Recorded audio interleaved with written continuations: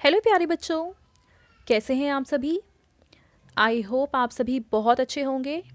बच्चों, इस वीडियो में हम डिस्कस करेंगे SCERT के द्वारा शुरू किया गया रीडिंग कैंपेन यानी पठन अभियान के तहत मैथ्स की वर्कशीट, और ये है वर्कशीट नंबर 2 जो कि क्लास 4 के लिए है। और इस वर्कशीट की थीम है फैमिली। तो बच्चों, सबसे पहले आप यहाँ अपना नाम लिखेंगे और यहाँ आप अपनी टीचर का नाम लिखेंगे। चलिए इस वर्कशीट को हम शुरू करते हैं। दिए गए चित्रों को एक जैसा बनाने की कोशिश की गई थी, परंतु बनाते समय चित्र 2 में कुछ गलतियां हो गई हैं। देखिए, ये है चित्र 1 और ये है चित्र 2। इन दोनों को अगर आप ध्यान से देखेंगे तो इनमें थोड़ा सा अंतर है, उसी को हम बोल रहे हैं कि इसमें कुछ गलतियां हैं। तो आपको कोई 4 गलती इनमें ढूंढनी है और उसको अपनी कॉपी में लिखना है, ठीक है।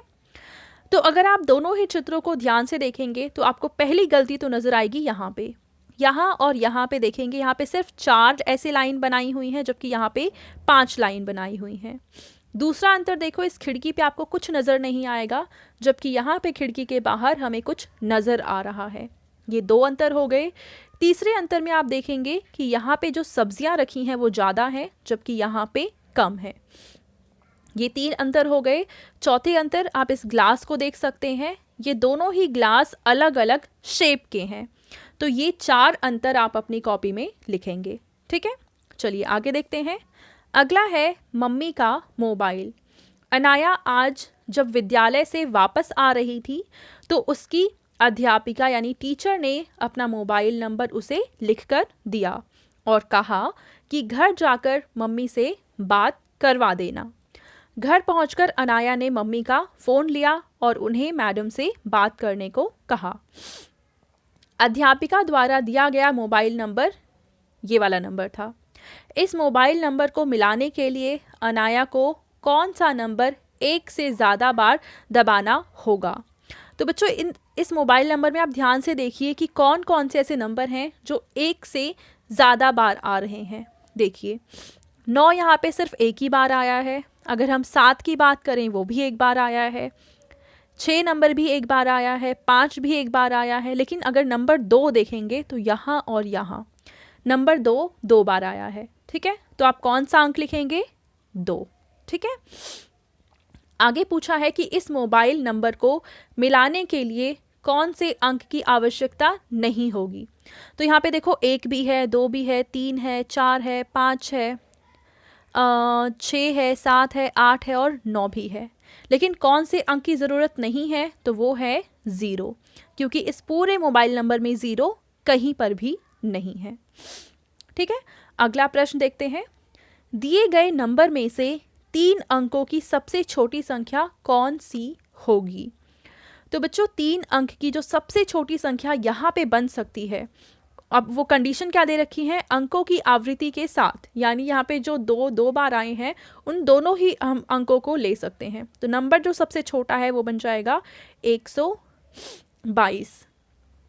और अगर हम अंकों की आवृत्ति ना लेना चाहें, यानी एक अंक 1 से ज़्यादा बार नहीं आएगा, तो ऐसे में ये अंक बन जाएगा 123, ठीक है। सबसे छोटा अंक बनाने के लिए हम यही करते हैं कि अंक की शुरुआत ही हम सबसे छोटे नंबर से करते हैं। अगला है कि दिए गए मोबाइल नंबर से कोई 5 3 अंकों वाली संख्याएं जो 400 से कम है लिखिए। तो हमें 3 अंकों की संख्याएं लिखनी है और कितनी संख्या लिखनी है? 5 संख्या लिखनी है। तो चलिए शुरू करते हैं। तो पहली संख्या हम जो बना सकते हैं वो है 122। दूसरी हम बना सकते हैं 123। इसके अलावा हम 124 भी बना सकते हैं, 125 भी बना सकते हैं और 126 भी बना सकते हैं। बनाने को हम बहुत सारी संख्याएं बना सकते हैं, पर क्योंकि हमें कोई 5 संख्या लिखनी थी तो ये 5 संख्याएं हमने लिख दी हैं। अगला है कि इन संख्याओं को बढ़ते क्रम में लगाइए। तो ये जितनी संख्याएं हैं आप सेम ऐसे इसको यहाँ लिख देंगे, क्योंकि ये हमने बढ़ते क्रम में ही लिखी हुई हैं, ठीक है। अगले में कह रखा है कि इनको घटते क्रम में लिखिए। तो घटते क्रम का मतलब होता है कि सबसे बड़ी संख्या सबसे पहले, यानी कि आ जाएगा 126, उसके बाद आ जाएगा 125, उसके बाद आएगा 124, फिर हम लिखेंगे 123 और फिर 122, ठीक है। उसके बाद अपने घर के किसी सदस्य का मोबाइल नंबर लिखिए। तो मम्मी, पापा, चाचा, चाची, घर में जो भी कोई है उसमें से किसी भी एक सदस्य का नंबर आप यहाँ पे लिखेंगे। ठीक है। इसके बाद देखिए क्या पूछा है कि आपके मोबाइल नंबर में कौन सा अंक कितनी बार आया है तालिका में लिखिए। जैसे मान लो नंबर आप लिख दो 1, 2, 3, 4, 5, 6, 7, 8, 9 और 10 तो लिख नहीं सकते, 0 लिखेंगे।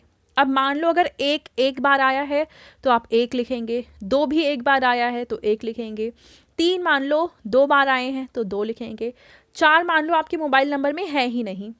एग्जाम्पल हम ले लेते हैं, एक नंबर अपनी मर्जी से लिख लेते हैं 9, 8, 6, 5, 3, 3, 3, 0 और 1, 2।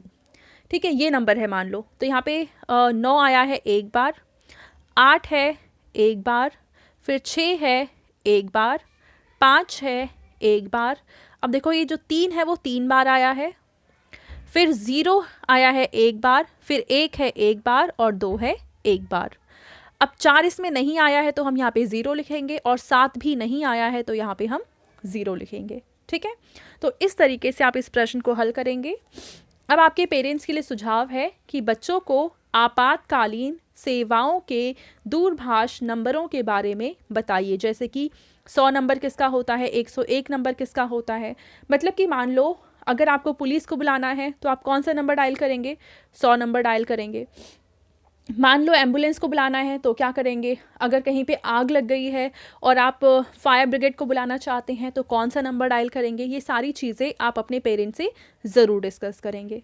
ठीक है बच्चों, तो ये थी आज की हमारी मैथ्स की वर्कशीट एंड आई होप आप सभी को ये वर्कशीट बहुत ही अच्छी से समझ में आई होगी। बच्चों अगर आपको वीडियो पसंद आई है तो इसको ज़रूर लाइक करें, अपने फ्रेंड्स के साथ भी शेयर करें और इस चैनल को सब्सक्राइब करें। Thank you.